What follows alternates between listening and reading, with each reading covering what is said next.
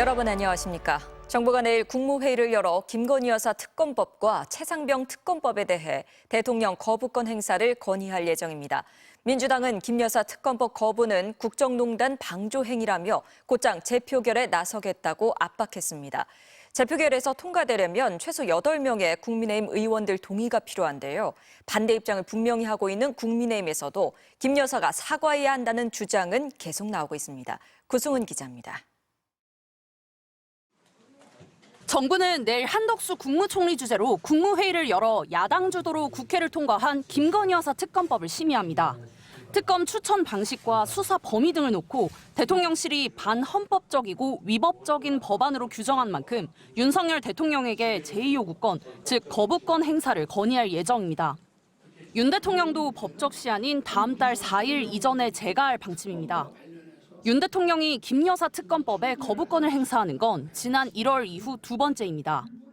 민주당은 특검법 거부는 대통령 부인의 국정농단에 대한 방조 행위라며 곧장 재표결에 나서겠다고 압박했습니다. 특검법에 담긴 김 여사의 총선 개입 의혹에 대한 공소시효가 다음 달 10일이면 끝나기 때문입니다.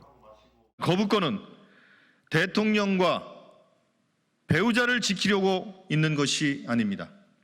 자신의 가족을 지키기 위해 헌법을 유린하는 대통령을 더는 두고 볼 수 없습니다.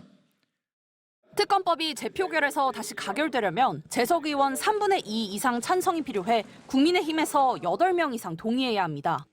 국민의힘은 대통령 부인을 향한 스토킹에 가까운 특검 공세라며 반대 당론을 재확인했습니다. 또다시 특검 주장을 들고 나온 것은 이재명 대표의 사법 리스크를 방어하기 위한 방탄용이자 10월에 있을 보궐선거를 향한 정치적 술수에 불과합니다. 다만 각종 여론조사에서 김 여사 특검법에 대한 찬성 여론이 압도적으로 높은 만큼 여당 안에서도 친한동훈계를 중심으로 김 여사의 사과가 필요하다는 주장이 꾸준히 나오고 있습니다. 먼저 대통령실에서 또 여사께서 여당한테 그런 방어할 수 있는 명분을 주셨으면 좋겠다 이런 말씀 드리고 싶습니다. 윤 대통령은 최상병 특검법에 대해서도 세 번째 거부권을 행사할 계획입니다.